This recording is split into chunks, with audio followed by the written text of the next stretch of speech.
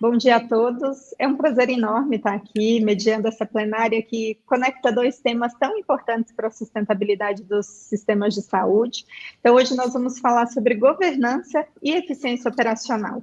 E sabemos que hoje, mais do que nunca, a eficiência ela não vai traduzir só em número ou só em resultado financeiro.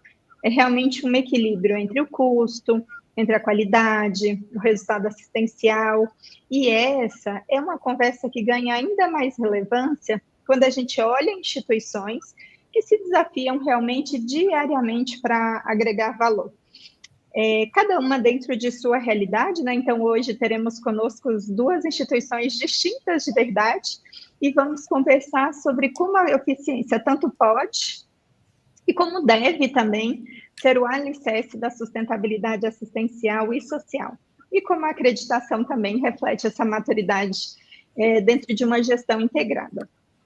Conosco hoje, nesse debate, nós temos uma grande honra de ter conosco o senhor Emanuel Toscano, que é superintendente de operações do Hospital Ortopédico ACD, referência nacional e internacional em reabilitação e ortopedia, e o doutor Henrique Guido, que é diretor médico do Complexo Hospitalar da Unimed e conselheiro administrativo da operadora Unimed Recife. Eu gostaria de pedir para que vocês se apresentassem, Emanuel, por favor. Bom dia a todos. Primeiramente, muito obrigado pelo convite para participarmos aqui e também temos a oportunidade de falar um pouco sobre a ACD e também sobre os sistemas super relevantes que vocês trazem aqui. Eu sou Emanuel Salvador Toscano, eu sou graduado em administração hospitalar, estou há 30 anos nesse mercado de saúde, atuo na ACD como superintendente de operações há 10 anos. Meu nome é Henrique Guido, sou diretor médico do Complexo Hospitalar da Unimed Recife e sou membro do Conselho de Administração da Unimed. Sou graduado em Gestão em Saúde também, em Experiência do Paciente. Estou há 5 anos aí como diretor médico do hospital, enfrentando todas as intempéries, dificuldades do momento que a saúde nos traz, né? Mas a gente tem norte e precisa contornar todos esses momentos difíceis, né? Muito bom. Então, de antemão, eu já agradeço muito a participação de vocês, duas instituições que nós admiramos muito aqui dentro da QGA, então é uma honra tê-los conosco. Então, para a gente começar realmente já olhando para o coração mesmo da eficiência e como ela traduz, né, na prática diária das instituições e equilibra resultados, sustentabilidade, eu queria perguntar para vocês como a eficiência tem sido trabalhada dentro da ACD, dentro do Hospital da Unimed Recife, e como, né, de que modo vocês conseguem atuar para garantir não só a sustentabilidade financeira, mas também trazendo resultados assistenciais, sociais. Então, contem um pouquinho para a gente que práticas ou estratégias vocês têm conseguido implantar dentro das instituições de modo que sejam efetivas, né, nesse equilíbrio de custo, processo e desfecho do paciente. Emanuel, por favor, se você puder. Tá bom. Na ACD, nós já adotamos, já faz bastante tempo, o planejamento estratégico com base no BSC. Então, o próprio BSC, que é o Balance Scorecard, né, ele já pressupõe um equilíbrio de visões. Então, nós temos nossos objetivos estratégicos. Dentro de cada objetivo estratégico, nós temos indicadores estratégicos e eles são balanceados. Então, nós temos indicadores de produção, indicadores econômicos, né, de sustentabilidade econômica, temos os indicadores relacionados às operações, e dentro da operação estão todos os indicadores de produtividade, de eficiência e assistenciais. Então, nós temos também esse olhar equilibrado. E, por fim, mas não menos importante, nós temos os indicadores relacionados a pessoas, que é retenção de talentos, rotatividade, treinamentos, etc. Então, a ACD já adotou essa base há algum tempo atrás, já tem em torno de uns 10 anos atrás, mais ou menos. E isso estrutura a forma da governança agir, ou seja, nós não vamos fazer nenhuma desenvolver nenhum projeto que vá, por exemplo, em nome da sustentabilidade econômica, sacrificar, por exemplo, a assistência ou a segurança do paciente. Pelo contrário, nós entendemos a segurança e a qualidade assistencial como um valor. Então, nós direcionamos esforços e investimentos para melhorar a segurança do paciente, a percepção do ambiente de segurança por parte dos colaboradores e também comunicar isso para o mercado e para os nossos médicos, né? Então, a gente tem essa preocupação. E até pegando também esse gancho que o Dr. Henrique comentou sobre os desafios do mercado atual, nas provocações que nós temos tido do mercado para sermos mais eficientes, porque, lógico, a eficiência sempre foi uma busca nossa, né? Por exemplo, independentemente da pressão que nós estamos tendo agora no mercado, a ACD investiu muito, há um bom tempo atrás já, em automatização de processos através da implantação de RPAs, de robôs, né? Exatamente para buscar essa otimização de processos, inclusive com o nosso contrato com a Secretaria Municipal de Saúde.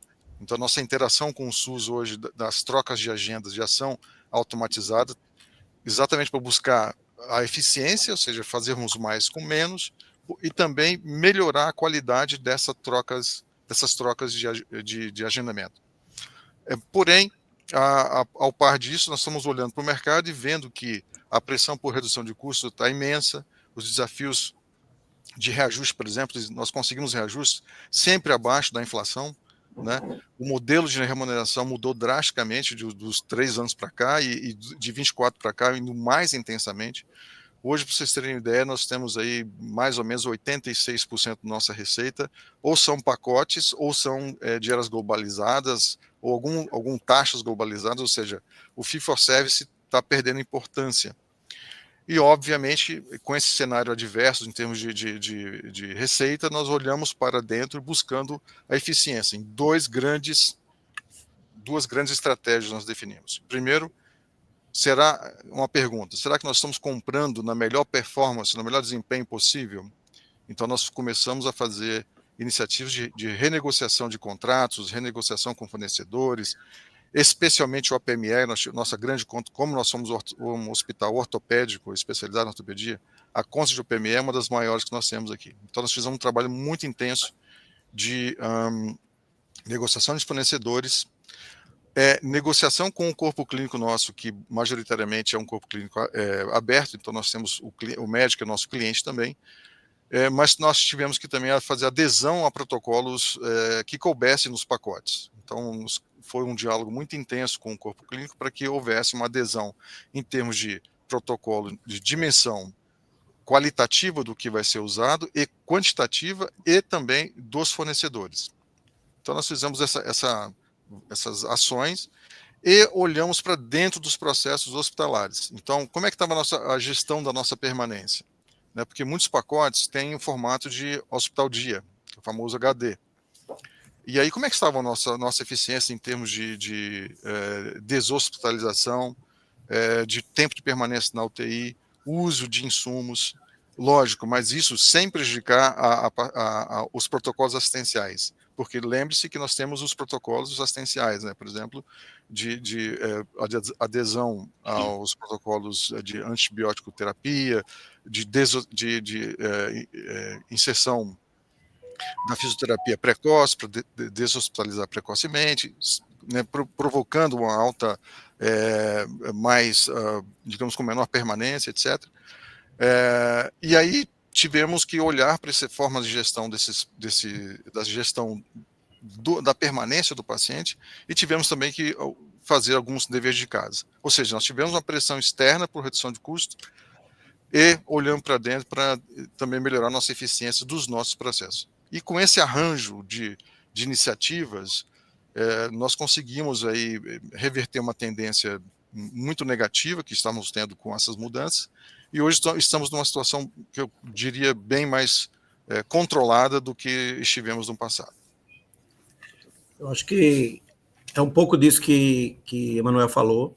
né, a gente traz no nosso desenho de governança, desde a operadora até a rede hospitalar, né, o foco na estratégia do que a gente quer e para onde a gente quer ir, né, o destino, o caminho que a gente está precisando traçar. Né, isso é um ponto forte. A gente realmente separa dentro desse contexto e dá a devida importância ao que é de processo, o que é de pessoas, o que é o social, e focado muito na missão, visão e valores que a gente tem da nossa operadora de saúde. Né? Nós estamos aqui, estamos no mercado para entregar saúde e qualidade. Né? Não adianta a gente focar em redução de custo, que é necessário, focar única e exclusivamente em redução de desperdício, se eu, no final, não entregar um paciente com restabelecida a saúde e com satisfeito, né, que é um ponto muito importante, muito difícil da gente conseguir equilibrar hoje dentro do que a gente entrega de final. Né, mas o foco é esse, o foco é a estratégia. A gente hoje trabalha dentro do hospital já com 2 acreditações, né, a Quimento e a RIMES, muito focado nos processos digitais também, porque a gente entende que isso faz com que melhore a nossa eficiência operacional dentro da instituição. Né, eu consigo entregar com menor custo o mesmo produto com um custo um pouco menor, né, fazer com que reduzam os tempos de internação, reduza a média de permanência, focar muito no que o corpo clínico também entende como sendo de relevância. Né? A gente traz as pessoas para dentro do processo de construção, que eu acho que isso é muito importante para a gente conseguir engajar e fazer com que a nossa estratégia dê resultado. Né? Se eu não trouxer ou a liderança não conseguir trazer quem vai estar na ponta, sentir essa mudança, a gente nunca vai conseguir cultura nem estratégia, nem que a estratégia seja implementada. Né? E a redução, a eficiência, ela passa por isso. Né? A gente não pode achar que eu vou decidir na governança, na alta liderança, e vai ser executado. Né? Então, a gente trabalha muito focado em pessoas e tecnologia. A tecnologia hoje, a gente já é nível 7 da RIMES, então a gente foca em muitos processos tecnológicos. Implementamos recentemente um command center para a parte clínica assistencial, muito, muito focado nisso, né, nesses pontos. E eu acho que isso aqui que vai trazer resultado. Né? O Emanuel trouxe um ponto importante, que é como você compra. Né? A gente precisa comprar melhor, né, cada vez melhor. Né? A gente, como operadora, a gente tem essa capacidade, mas, ao mesmo tempo, de comprar melhor, mas eu tenho que convencer, engajar que os colegas cooperados médicos eles entendam que aquilo é importante, né, que aquilo vai entregar valor, né, para a gente poder ter realmente eficiência e sustentabilidade, que eu acho que essa é a palavra que a gente busca com a perenidade dos nossos serviços. Né? Então, tanto a CD, eu tenho dúvida que o sistema Unimed, ele busca isso. Ele busca sustentabilidade num momento difícil. Eu acho que o ano passado foi muito pior. Esse ano a gente está conseguindo respirar um pouco. Né? Mas a gente tem que estar focado nisso. Isso aí tem que ser uma coisa diária. Né? A gente acompanha, o que eu digo, o Command Center ele vem para acompanhar on time o que está acontecendo no dia a dia da nossa operação, as pessoas atuando ativamente e construindo aí, eu acho que a melhoria do processo e a entrega do resultado operacional. Se eu puder adicionar um olhar aqui sobre o que o Henrique também está comentando aqui, assim, existe espaço, porque existe um pensamento que diz que vai ao encontro de uma dúvida. Poxa, será que se eu tiver pressão econômica para redução de custos, eu vou afetar, vou depreciar minha assistência, eu vou pôr em risco minha assistência? A resposta é não, existe muito espaço, existe muita ineficiência entre os relacionamentos corporativos que a gente vê como oportunidade de melhorar esse desempenho sem sacrificar a assistência, porque a assistência ela é um valor estratégico, né? Além de ser um valor ético, é um valor estratégico. Então a gente tem como fazer melhorar nossa eficiência sem sacrificar a assistência. Muito bom, Emanuel. E até, olha como é interessante, né, todos os pontos que vocês trouxeram aqui.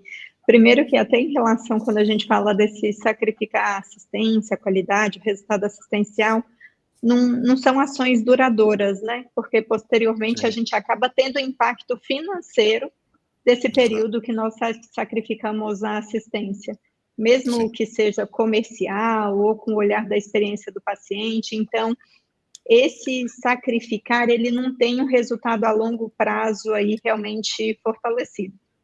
E é interessante também que vocês trouxeram, né, o Emanuel citou como a importância de fazer esse link dentro da estratégia, né, onde a gente consegue também enxergar resultados objetivos, né, voltados a resultados assistenciais, ao olhar para pessoas além do resultado financeiro. E o doutor Henrique trouxe aqui também da importância de fazer o link com a identidade organizacional, porque realmente quando a gente fala em trabalhar eficiência, a gente precisa sim parar e olhar qual é a nossa missão, qual é a nossa visão e o que nós temos de valores, né, que a gente trabalha dentro da nossa instituição com os nossos profissionais, com os nossos pacientes, então isso é muito importante. E aí algo que vocês trouxeram que realmente traz um impacto grande em eficiência, que hoje em dia a gente não consegue ficar mais sem, é o uso aí das tecnologias. Então, o Emanuel citou sobre a automatização de processos, o doutor Henrique citou sobre a estrutura do Command Center, então toda essa estrutura tecnológica apoia, sim, nessa gestão mais eficiente, de fato, e vocês trouxeram aqui exemplos excelentes aqui para agregar para todos que estão nos acompanhando. E agora, entrando em outra vertente, né, quando a gente fala realmente de uma conexão de eficiência e sustentabilidade, onde a gente traz a gestão de custos e o quanto isso gera valor dentro da saúde. Então, esse custo-efetividade, essa gestão integrada, o uso de indicadores financeiros também, acaba sendo fundamental dentro dessa estrutura de gestão. E eu queria saber um pouco mais com vocês de como, né, a Unimed Recife, a ACD, tem trabalhado realmente com custo com um instrumento de apoio, de decisão, e não apenas para contenção, né? E aí, se vocês pudessem citar também algumas práticas de custo-efetividade, né, onde a gente enxerga, de fato, bons resultados assistenciais e financeiros interligados. Doutor Henrique, se você puder. Sim. Eu acho que a gente tem que entender, eu acho que o primeiro ponto é a gente tentar entender que o custo não é só vilão, né? Que ele pode ser mola para impulsionar a gente fazer melhor. Eu entendo que hoje eu sou diretor médico, tem um diretor financeiro, um diretor administrativo dentro do hospital, e a gente tem que andar de mãos dadas. A gente participa das reuniões, construindo junto com o time estratégico do hospital, exatamente para a gente conseguir chegar em modelos que façam com que realmente isso que a gente está construindo tenha efetividade. Eu trabalho com alguns modelos, a gente, inclusive, de pagamento por performance médico, né, em que a gente busca que ele tenha um melhor resultado, entregando melhor para o paciente. Então, hoje eu tenho um grupo de clínicos, por exemplo, isso é um modelo que a gente usa, em que eu trabalho o que ele está entregando, eu pego a performance dele, ele ganha um valor fixo, e eu pego uma parte do que ele ganha e transformo em performance baseado nas entregas. Essas entregas estão linkadas ao DRG, que a gente trabalha dentro da nossa instituição, né, como um marcador de ações, né, de média de permanência, de ineficiência de leito, de giro de leito, ineficiência da entrega do leito. E a gente faz o link disso aí com a assistência, com o que eles entregam de valor lá na ponta. Né? Então, a performance paga por eles, aí eu elenco aí eventos adversos, elenco a média de permanência de cada paciente deles, né? E a gente consegue entregar aí eficiência operacional para aquele grupo. E eu pago aquele grupo, eu remunero aquele grupo, parte do valor baseado performance, ou seja, eu consigo enxergar um lado financeiro dentro do trabalho, um lado de custo, melhorar o custo dentro do trabalho que eles fazem. Isso é um exemplo. O Command Center veio apoiar essas decisões, e agora a gente está mudando a tomada de performance deles, vamos agregar mais alguns valores que o Command Center on-time consegue enxergar na prática clínica deles. Então, isso foi uma vertente que eu acho que a gente pode citar aí como de sucesso dentro de nossa instituição. E a gente conseguiu entregar, eu saí de uma ineficiência de 142% para 119% em alguns meses, ou seja, eu entreguei quase o 100% daquela que aquela clínica podia entregar em conjunto, em equipe. Né? Então, eu acho que isso é um case aí que a gente pode mostrar como exemplo prático. Uhum. Manuel? Sim, nós, como prestadores, nós não temos essa medição do desfecho tão apurada quanto, por exemplo, a Unimed Recife.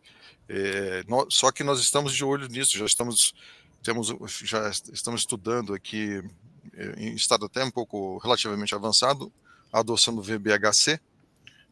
Contratamos uma consultoria aqui para nos ajudar a entender, né, esse value-based healthcare, para a gente começar primeiro a entender, a estruturar produtos e a divulgar, porque muita coisa a gente já faz, mesmo que não com essa roupagem, né?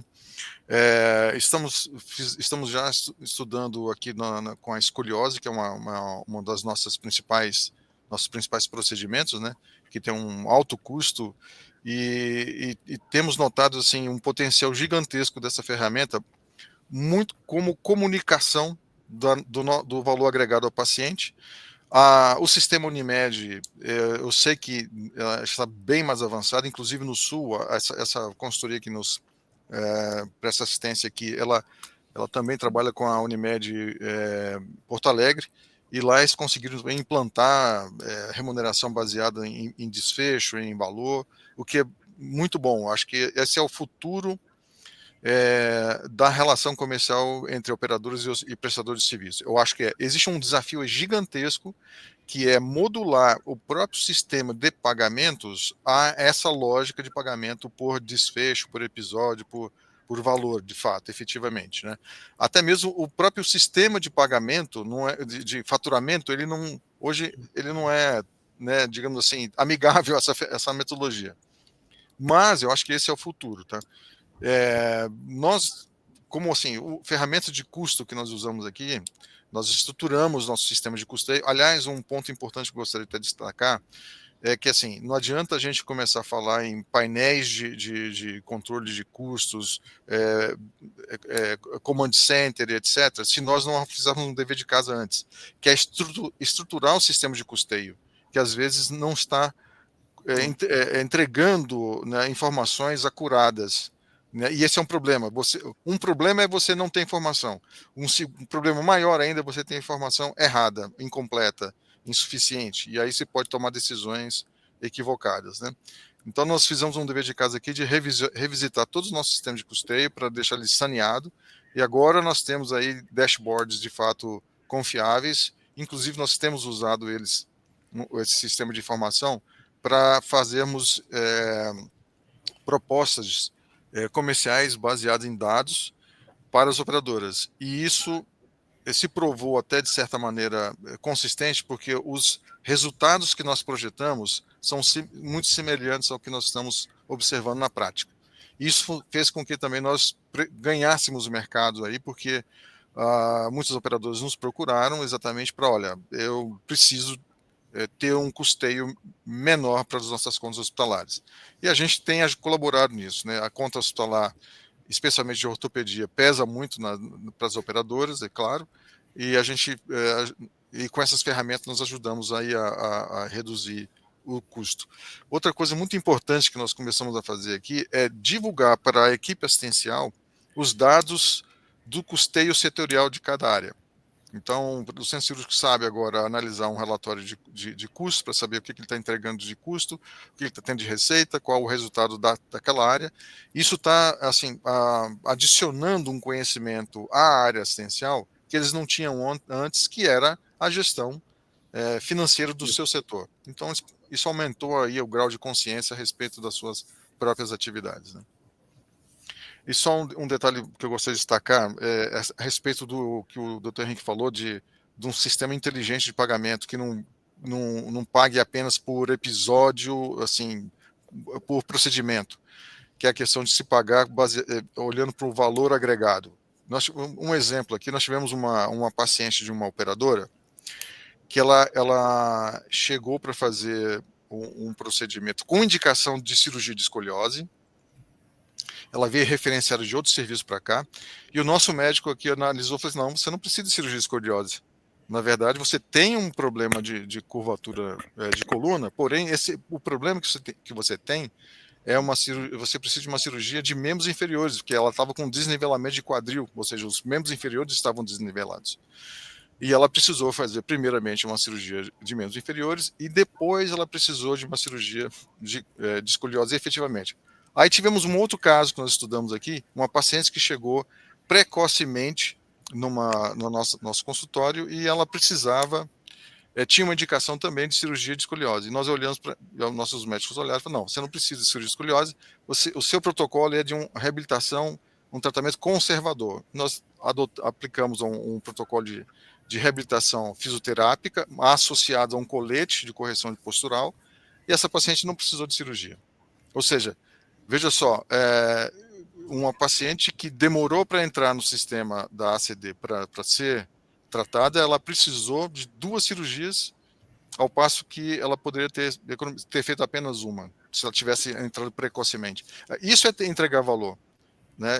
De você analisar, de fato, atuar tempestivamente, não é ficar contando apenas quantas diárias, quantas antibióticos você tomou. Não, é assim, o que você agregou de valor na assistência? Porque, às vezes, se o gestor, por exemplo, de uma operadora, ficar olhando só os episódios, mas sem olhar o contexto geral da linha de cuidado, ele vai perder, ele vai achar que, não, a CD é cara porque só opera...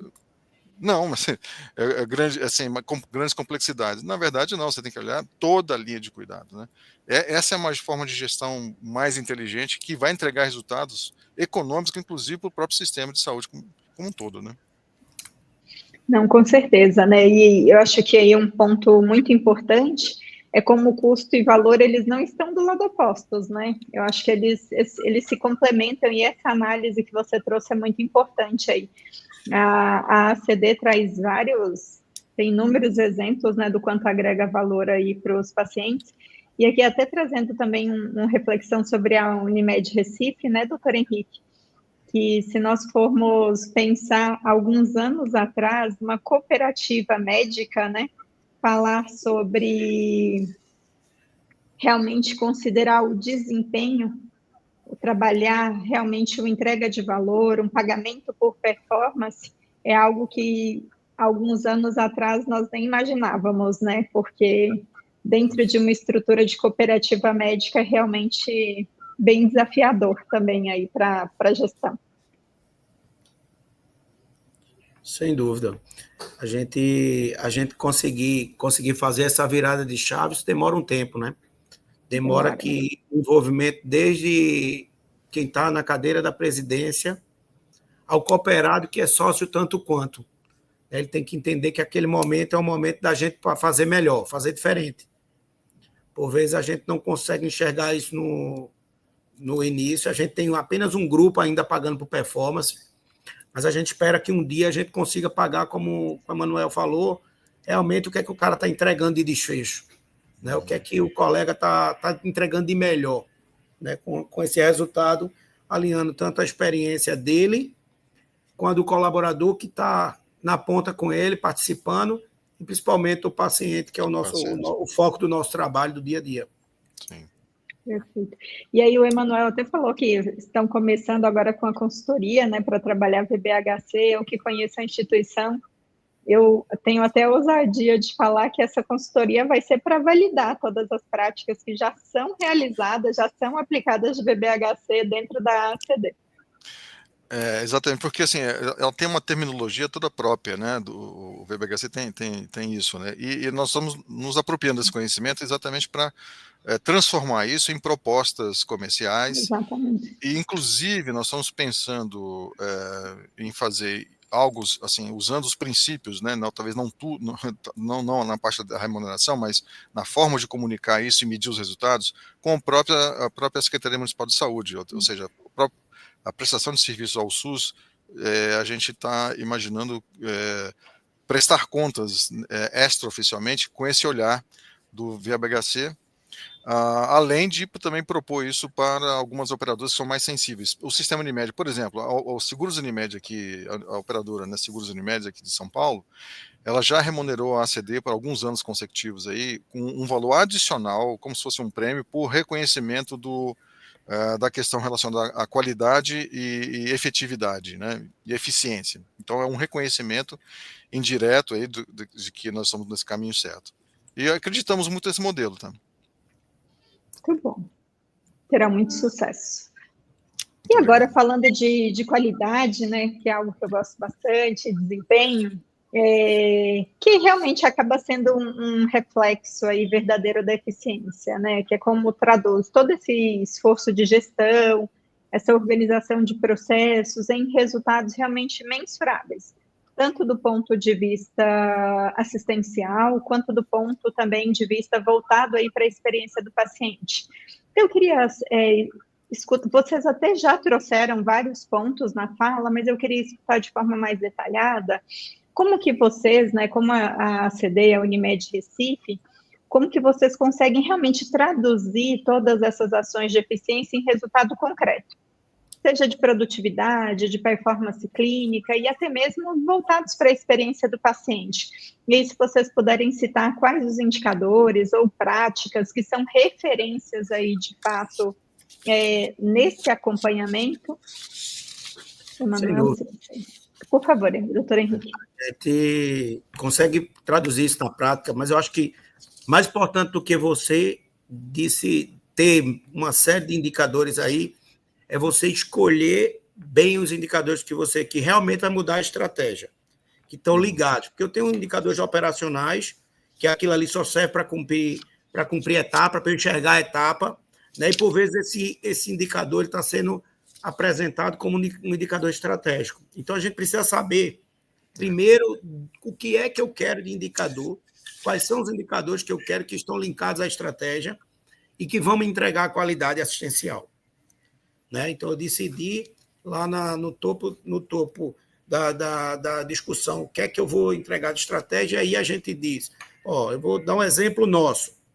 Hoje, como operação, eu tenho... Porque meu hospital é um hospital de operadora, então a gente tem sempre uma alta ocupação no hospital. Né? A gente decidiu que eu tenho que estar muito focado na média de permanência do que está. A minha taxa de ocupação do hospital e o giro do meu leito. Ao mesmo tempo, a gente constrói o que é que eu estou fazendo e como eu estou construindo essa minha alta. Como é que eu estou construindo o planejamento da minha alta. Né? Como eu estou construindo o plano terapêutico desse paciente para eu entregar essa alta dentro da permanência que a gente enxerga como adequada. Então, hoje eu trabalho muito fortemente média de permanência, giro do leito e taxa de ocupação, dentro da minha operadora, como resultado mensurável do ponto de vista prático, operacional do dia a dia, porque eu não posso, eu tenho um hospital que 90% da minha operadora está alicerçada nesse hospital, nessa rede. Então, eu tenho que usar isso aí no meu dia a dia. A gente construiu o Command Center baseado numa construção de qualidade de plano terapêutico e de planejamento de alta, porque muitas vezes esse paciente sai para um operador de alta para deshospitalização, que é um terceiro nosso. Então, a gente construiu um Command Center, decidiu que esses eram os indicadores que iam estar linkados a ele, e eu começo a observar, desde o número de pacientes internados, número de pacientes de urgência, que eu sei que eu converto todos os dias os pacientes na urgência, eu tento resolver muito na urgência, o número de exames pedidos, quem está pedindo mais exame, como é que está a previsão de alta para o meu dia de hoje e para o dia seguinte, o quanto que eu tenho de paciente para deshospitalizar nas próximas 24 horas, pedido de deshospitalização, porque como a gente tem uma carteira com muitos idosos, a gente deshospitaliza muito para assistência domiciliar, né? O quanto que eu tenho de antibiótico, veja quantas coisas a gente consegue ver tudo ao mesmo tempo, uma pessoa que é uma enfermeira, que faz a governança, a navegação dessa plataforma, e aí assistencial, avaliar o número de antibióticos que está sendo usado, baseado em custo, baseado em quantidade, e se é adequado para o paciente que a gente está vendo. Então, a gente, do ponto de vista assistencial, eu linko principalmente esses 3 aí, que seria o tempo de permanência médio, o giro do leito e a taxa de ocupação, como sendo indicadores para a operação. Do ponto de vista de performance clínica, ou seja, qualidade, né? O que é que a gente tem? Eu tenho uma série de protocolos institucionais gerenciáveis, né? Eu acho que 9 protocolos hoje gerenciados, e dentro desses protocolos eu linko muito ao que está ligado ao plano estratégico também.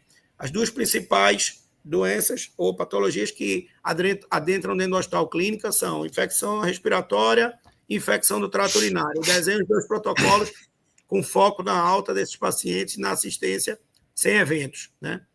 A gente olha muito para o evento adverso, né, tentando criar cultura de construção e melhoria assistencial, né? As pessoas têm que entender que a queda não pode acontecer no hospital, apesar de ser um evento um dos mais frequentes que acontece dentro das instituições, né? Tentar o dano zero, ou seja, o paciente que tem um evento, a gente vai ter, mas um evento mais leve possível, né? A gente enxerga muito taxa de reinternação em 30 dias como um indicador de qualidade, porque esse nosso paciente normalmente sai para um terceiro e eu preciso acompanhar ele fora do hospital. E uma parte desses pacientes voltam até 30 dias com o mesmo CID. As reinfecções urinárias são muito frequentes, né? Então, na urgência, no indicador, eu recebo uma sinalização que tem um paciente que veio de assistência domiciliar e a gente tenta deshospitalizar ainda na emergência, porque isso diminui minha taxa de ocupação, né? Do ponto de vista de experiência, adesão aos protocolos é muito importante a gente checar isso, entender o quanto que o meu corpo clínico está engajado e o meu corpo de assistencial está engajado com os protocolos institucionais, né? Eu acho que isso é importante a gente citar, e o quanto que meu paciente está entendendo que a experiência dele está positiva. A gente hoje, muito focado, tem um foco muito em NPS, mas a gente sabe que a gente tem outras formas de medir a experiência do paciente, que por vezes são até mais... A gente enxerga que são mais detalhados, vai medir realmente experiência e não só a fidelização, né? Mas muito mais a experiência do que é que ele está vivendo de positivo e se ele está enxergando que as práticas institucionais estão linkadas com a segurança. Eu acho que isso são pontos que a gente pode trazer aí como pontos de positivos e que a gente pode apresentar na nossa instituição. Muito bom. Bom, aqui na CD, eu acho que é bem semelhante, né? Os indicadores, a gente acompanha também esses indicadores da produtividade do hospital. E assim, o que está dentro do nosso... Nós temos 2 categorias de indicadores, né? Indicadores que estão dentro do nosso BCC, ou seja, que tem um caráter estratégico, e tem os indicadores operacionais, ou seja, estão linkados diretamente a cada setor, que às vezes, dependendo do período ou da revisão estratégica, eles são alçados a estratégicos, eles voltam para um patamar operacional, né? Mas aqui, citando alguns, como taxa de reinternações também, como o doutor Henrique falou, a gente acompanha bastante, adesão aos protocolos terapêuticos, principalmente nós temos 2 grandes cirurgias que nós fazemos aqui, que devido até ao porte e ao valor agregado, que são a artroplastia total de quadril e cirurgias de escoliose. Então, a gente acompanha os protocolos com resultados clínicos esperados versus os obtidos, incidência de lesão por pressão adquirida, índice de queda do paciente com dano, porque que nós reparamos que assim, nós temos muita quedas que acontecem, mas não tem nenhum dano. Então, isso ficava assim, poluindo e criava um alarme, um indicador muito sensível, sabe? Então, a gente refinou um pouco mais, nosso processo já estava um pouco mais maduro, nós começamos a refinar e olhar aquilo que de fato implicou em dano no paciente. A taxa de infecção hospitalar nós acompanhamos, só que nós dividimos em duas, devido à especificidade de sermos um hospital eminentemente cirúrgico. Tá? Nós dividimos a taxa de infecção do sítio cirúrgico para a cirurgia limpa, né? Porque aqui é um hospital ortopédico, então tem essa questão. E queremos uma outra subdivisão chamada taxa de infecção do sítio cirúrgico, cirurgia limpas de escoliose. Por quê?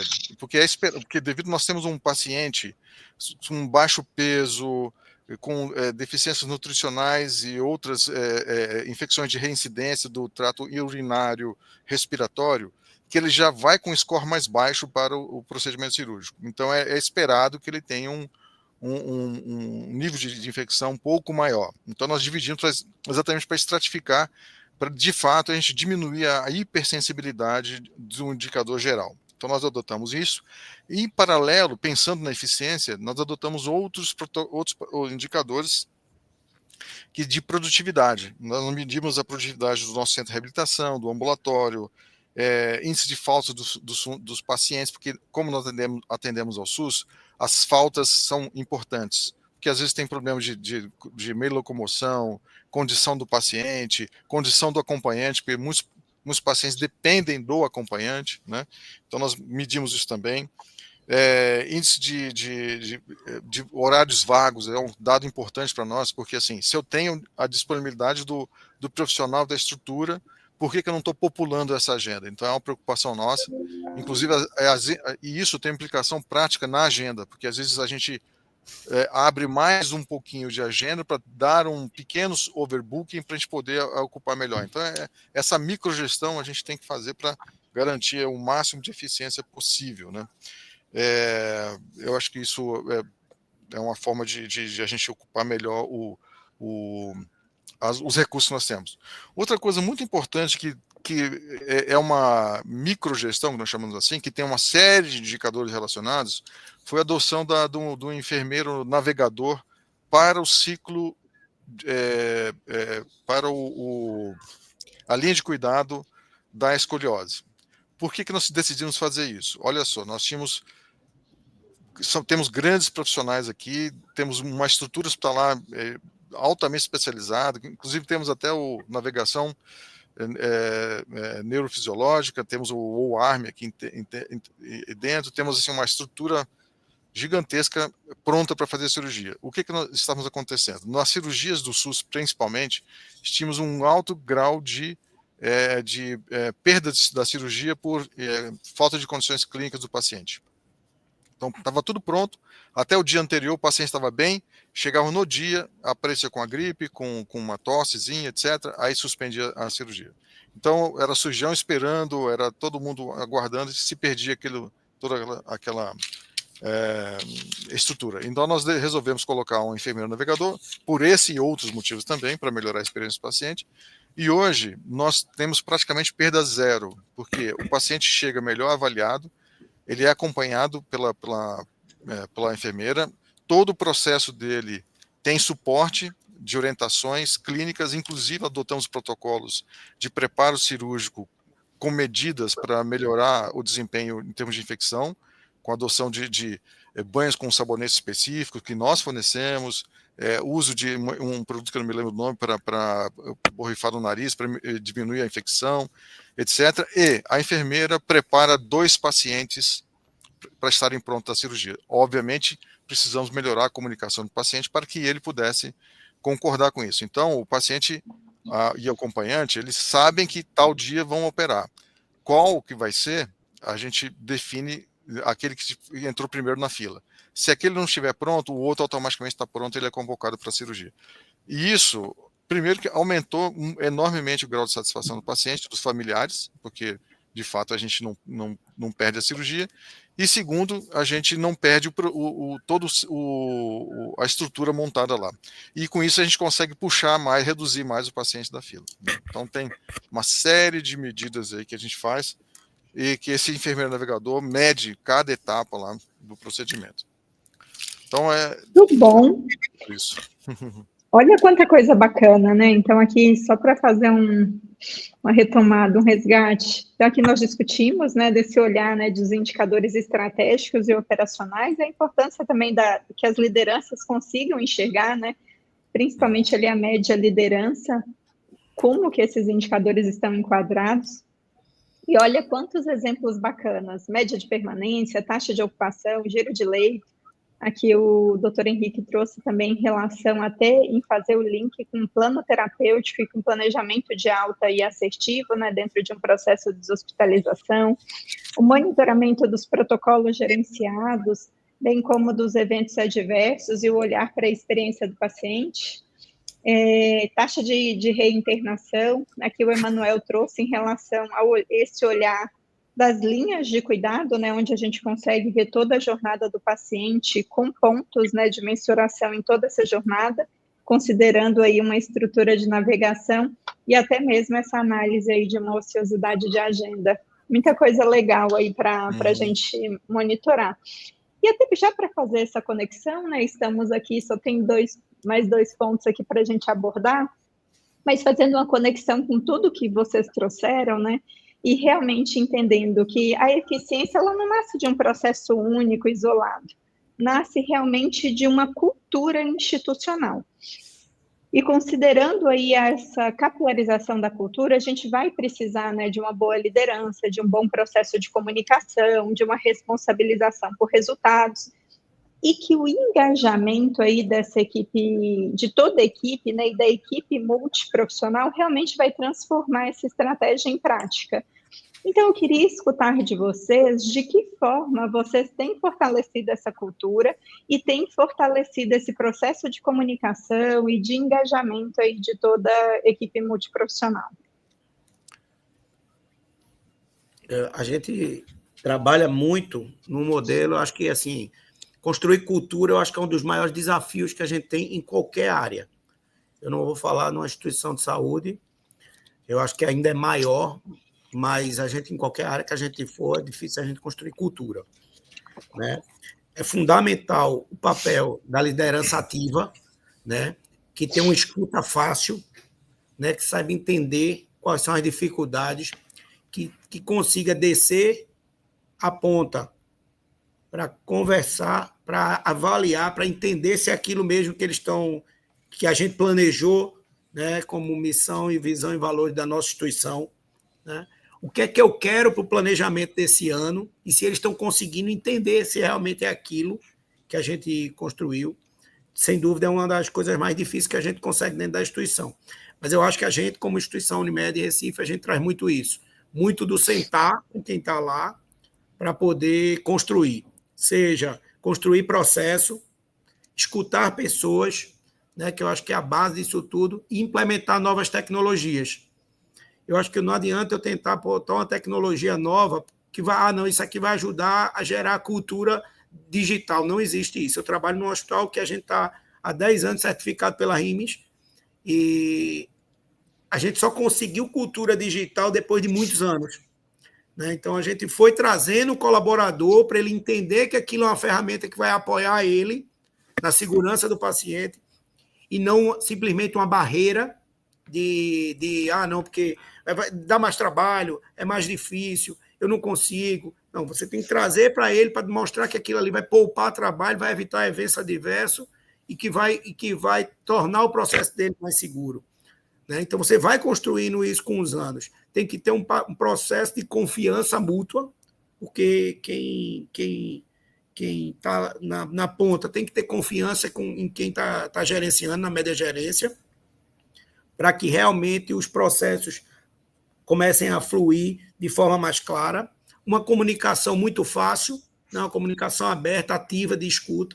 Eu acho que é fundamental. E aí a gente consegue entregar, não tenha dúvida, um resultado melhor. E quanto à responsabilização, eu acho que ela é de equipe, né? A gente tem, por ato humano, tentar culpar alguém por algum desfecho negativo, por alguma falha, por algum resultado negativo, mas eu acho que essa é a construção da liderança, e é papel da liderança, é mostrar que que a falha aconteceu, que a gente precisa, que a gente vive num processo de melhoria contínua e que a gente precisa acertar para os próximos casos. Né? Trazer, acolher, mostrar que o colaborador é a parte principal, eu acredito, em qualquer processo desse, né? Porque sem ele a gente não consegue evoluir e não consegue entregar melhor. Né? Eu acho que é nessa linha de pensamento que a gente constrói a cultura dentro da Unimed Recife. Eu concordo plenamente. A cultura é uma construção, né? E eu acho assim, como metodologia de você, o importante é assim, começar, né? E começar certo, que é comunicar, melhorar, aprimorar os mecanismos de comunicação, né, institucionais. Primeiro definir claramente os valores institucionais, a meta, a visão, né? Comunicar esses valores. Só que é interessante, o ser humano ele não vai acreditar nos valores apenas porque está escrito no papel, colocado no mural. Ele tem que ver o exemplo, né? Então, só que você tem que comunicar, né? Onde você quer chegar, quais são os valores institucionais. A lição de casa que tem que ser feita. Na sequência, a gestão, as lideranças, principalmente a alta liderança, tem que estar comprometida com aquilo. Ela tem que permear as ações da alta liderança na prática. Ou seja, quando um investimento for necessário para corrigir um processo, para melhorar um processo que vai afetar a segurança do paciente, aquele investimento tem que acontecer. Ele tem que estar previsto e que de fato aconteça. Porque não adianta ficar na promessa, né? Então, a gente acompanha muito bem isso. Definidos esses valores e tomando esses cuidados, a gente começou a fazer uma aproximação com o dia a dia das pessoas. Então, nós estabelecemos o que nós chamamos aqui de ronda de segurança da alta liderança. Então, a liderança periodicamente vai até os setores, perguntar diretamente ao funcionário da ponta como é que ele está vendo a segurança, se ele percebe que existe alguma oportunidade de haver uma correção num processo, de algum investimento, de alguma reforma, de alguma ação, ou inclusive com ação junto à liderança, para que a instituição perceba, capte essas demandas direto de quem está sentindo lá na ponta, de forma muito transparente, acessível. Fizemos um café da manhã também o periódico com os funcionários têm a oportunidade de conversar com a alta liderança para falar dos seus problemas, inclusive qualquer problema, né? Ele vai falar de salário, ele vai falar de plano de carreira, ele vai falar de plano de benefícios, ele vai falar de segurança do paciente também, ou seja, o tema de segurança do paciente está sempre sendo tocado. Implantamos também uma pesquisa de segurança, de percepção de segurança. É extremamente válido isso. E olha, no começo é dolorido. Nós começamos a fazer isso em 2017, nós começamos com 49% de percepção de segurança. Ou seja, é dolorido. Apesar de todos aqueles investimentos, aqueles movimentos que nós fazíamos, poxa, 49 é baixo, né? Sim, mas aí isso reflete exatamente essa construção ao longo do tempo que nós temos que fazer. E é com paciência, com persistência e principalmente com um exemplo, que nós vamos mudando esse indicador. E hoje, o ano passado, nós fizemos a última pesquisa e atingimos 75%. Estamos, assim, olhando pelos indicadores do AHRQ, que é uma instituição internacional que faz essas avaliações, nós estamos pareados com os melhores indicadores do mundo hoje, né? Por quê? Mas isso foi uma construção. E, como o doutor Henrique comentou também, essa questão da percepção de como nós tratamos os erros. O erro não pode ser punido no CPF. Ele tem que ser tratado na organização, né? Ele tem que ser tratado via mecanismos institucionais de correção de processo, de melhoria de processo. Então, aí entra as ferramentas de qualidade, que é a avaliação, fazer o PMI, né, o PMOC do problema, fazer todo um ciclo de melhoria, rodar o PDCA, mas visando melhoria de processos e não culpar pessoas. Isso tem um poder enorme de convencer as pessoas de que aqui é um ambiente seguro para manifestar os erros, etc., fazer manifestação dos eventos, as notificações dos eventos adversos, para que você crie um clima de confiança para que as pessoas falem, senão a gente nunca vai melhorar, não é isso? E nós, para fechar esse tema, nós colocamos também nos indicadores de avaliações das lideranças questões relacionadas à segurança do paciente, ou seja, a questão da qualidade essencial permeia todas as avaliações de desempenho das lideranças, seja no comportamento, avaliações comportamentais, seja avaliações numéricas, de metas. Então, as duas coisas estão lá relacionadas, ou seja, a gente tentou amarrar todas as, digamos assim, as formas de comunicação com a questão da qualidade e segurança do paciente, além de mensurarmos também o próprio NPS, etc., do paciente, né?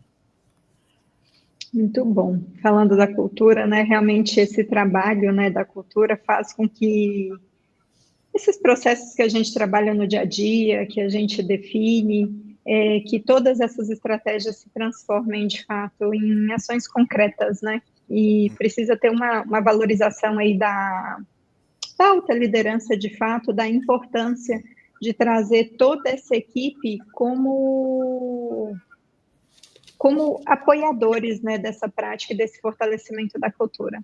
Muito bom. E agora já estamos indo aqui para a fase final do nosso encontro. E eu vou até aproveitar para parafrasear uma fala do Dr. Rubens, que é nosso CEO, e ele, né, trabalha muito forte aqui dentro da QGA, que nós devemos não só olhar qualidade e segurança, mas apoiar as instituições aí que elas caminhem rumo à eficiência, e isso é realmente uma entrega dele. Ele fala que a gente precisa agregar valor às instituições, né, em que passamos, e aí realmente, né, enxergar que a acreditação muitas vezes não é só uma meta, e muitas vezes ela é percebida assim, mas na verdade é uma consequência de um sistema maduro, de uma organização eficiente, realmente orientada para o valor, para agregar valor, centrada no paciente, com foco em segurança. E agora eu queria ouvir de vocês, né, como que vocês percebem essa relação entre a eficiência operacional, a cultura organizacional e uma conquista, né, e uma manutenção aí de uma acreditação. Então, de que forma esse processo de acreditação agregou aí nesse caminho que as instituições de vocês trilharam? A gente aqui na Unimed, nós temos 10 anos já, eu acho que 10 anos agora, do início do processo de construção da acreditação Quimento, né? Nós usamos a metodologia canadense. A acreditação, ela é hoje um alicerce de qualidade que a gente tem dentro da nossa instituição. A gente visa não só um papel na parede, aquele que está todo ano sendo recertificado, todos os anos a gente passa por processo de auditoria, né? Mas sim como uma estrutura, um apoio que a gente teve para construir tanto cultura de segurança na nossa instituição, quanto o olhar para pessoas, o olhar muito forte em processo da construção, né? Ou seja, ela traz as ferramentas que a gente precisa, apresenta, aponta para o caminho onde a gente está querendo chegar, né? Ou seja, eu digo como é que está, e ela apresenta e ajuda a apontar e direcionar muito nesse caminho. Então, a gente tem que enxergar como, e aí eu digo que a gente cresce em maturidade durante 10 anos, muito, porque a gente vê que hoje as pessoas que estão atuando e que estão participando dos processos de acreditação, quando a acreditação chega, as pessoas se sentem tranquilas para conversar, para expor, para apresentar exclusivamente o trabalho que é desenvolvido no dia a dia. Eu lembro que no início era um temor, né? Vai chegar a auditoria da acreditação, todo mundo tentava se ajeitar papel. Hoje é natural, né? A gente precisa que a auditoria chegue, que ela traga proposições, mostre e aponte que a gente está falhando ou deixando falhar algum processo, às vezes por uma pessoa, às vezes porque o processo está mal desenhado, às vezes porque mudou, a gente tirou o foco daquele processo e precisa revisitar, né? Então, acredito que a acreditação ela muda a maturidade de uma instituição, ela entrega um valor absurdo, né? E ela nos apoia hoje muito, não tenha dúvida, em relação à sustentabilidade, porque ela começa a enxergar junto conosco na formação os gargalos que a gente tem, né, os desperdícios, né, onde a gente pode aplicar melhor o recurso. Então, acredito que ela traz no pilar estratégico, eficiência, custo, qualidade, cultura, e a acreditação ela vem fazer coroar todo esse processo. Sim, eu acho que a acreditação é fundamental nesse processo, porque se uma instituição busca acreditação apenas para botar na parede, pendurar na parede, divulgar nos sites lá que tem acreditação, começou errado, porque na verdade ela tem que ser um reflexo de uma intenção estratégica de valorizar a qualidade e a segurança assistencial como um valor institucional, né? Eu acho que é o primeiro ponto. E a acreditação ela vem para ajudar a organizar as caixinhas, colocar as coisas nos seus devidos lugares, porque os hospitais têm muitas informações, são muitos indicadores, muitas disciplinas trabalhando juntas, né? Vários setores com regulamentações legais específicas, ou seja, você precisa organizar essa casa. E o processo de acreditação, ela vem com essa intenção de organizar os esforços e estimular a patamares cada vez mais superiores de desempenho assistencial e, por que não dizer, de gestão também, porque ele provoca a própria gestão a amadurecer. Então, ela tem esse papel no início de indutora do amadurecimento institucional, mas depois, de fato, ela é um reflexo, é uma consequência de tudo aquilo que se implantou e que se mantém, porque uma coisa é conquistar elevados níveis de desempenho, né, assistencial e de gestão. Outra coisa é você manter essa performance ao longo do tempo. Isso também é um desafio. Mas quando se atinge determinado nível de maturidade, as visitas se tornam assim, como visitas de parceiros, porque vêm para ajudar o processo de reflexão, tomar o cuidado de ficar acompanhando os indicadores de fato, o desempenho dos processos, para que não se caia o desempenho alcançado. Então, eu acredito que a metodologia é extremamente importante de ser adotada para a metodologia de avaliação de qualidade, né, de acreditações, é extremamente útil para você manter o tônus, né, da gestão em alta para entregarmos cada vez mais valor para a sociedade, que aliás, é por isso que os hospitais existem, né? Muito bom, isso mesmo. A acreditação é para ser vista como parceiro, né? Que Exatamente. impulsiona aí para as práticas de qualidade, segurança e muitas vezes também para a eficiência, né? Para trabalhar a eficiência operacional. Uhum. E aqui chegamos ao fim do nosso encontro. Eu agradeço muito vocês. Então, eu quero agradecer aqui imensamente nossos convidados. Emanuel, muito obrigada. Doutor Henrique, muito obrigada por compartilhar experiências práticas e valiosas. Eu tenho certeza que hoje eu tive um aprendizado gigantesco com vocês. Eu me sinto honrada realmente aqui por estar na condução dessa plenária com pessoas aí da alta gestão com tanto conhecimento e que tiveram aí uma grande sensibilidade em linkar segurança, qualidade, importância de integração das equipes, de todo o processo de comunicação, e aí realmente para trabalhar em instituições sustentáveis e eficientes.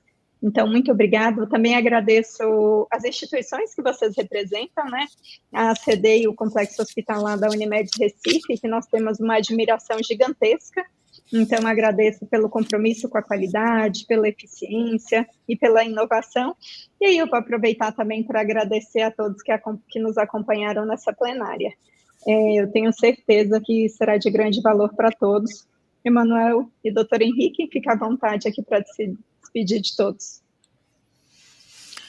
Tá bom, aqui deixo o meu agradecimento final também à Viviane e ao QGA por essa oportunidade de nós compartilharmos, né, e lembrando, né, que é uma trajetória, não existe todos os resultados que nós estamos colhendo hoje em dia, é fruto de muito trabalho, de muito esforço, de muita determinação em primeiro, ter humildade de saber onde nós estamos errando, reconhecer os erros e atuar sobre eles, né? Acho que isso é muito importante e vocês também estão de parabéns aí pelo trabalho de divulgação, de disseminação dessa cultura e de melhoria contínua do desempenho, seja assistencial, seja de gestão das instituições, porque isso com certeza vai representar melhor assistência na ponta para o paciente. Muito obrigado. Obrigada. Agradecer imensamente aí o convite, a parceria aí nessa 1 hora aí que passamos juntos, Viviane, Emanuel, em nome da QGA. Falo em nome da presidência da Unimed Recife. Eu acho que a gente está sempre à disposição para trocar figurinhas, para trazer nossa experiência, né, para enxergar outras possibilidades, outros caminhos, né? Como o Emanuel falou, eu acho que a gente tem que ter humildade para poder mudar, né? Reconhecer que a gente precisa melhorar, que a acreditação traz sempre esse contexto, esse caminho de melhoria contínua, né? Esse é o dia a dia da gente. E não tenha dúvida que nós estamos sendo, né, as instituições de saúde e vocês como apoio, instrumento de transformação, acredito, da saúde no Brasil e para os nossos pacientes e colaboradores. Tá bom? Fica um grande abraço aí a todos, muito bom participar com todos. Muito obrigada a todos e até a próxima. Até a próxima.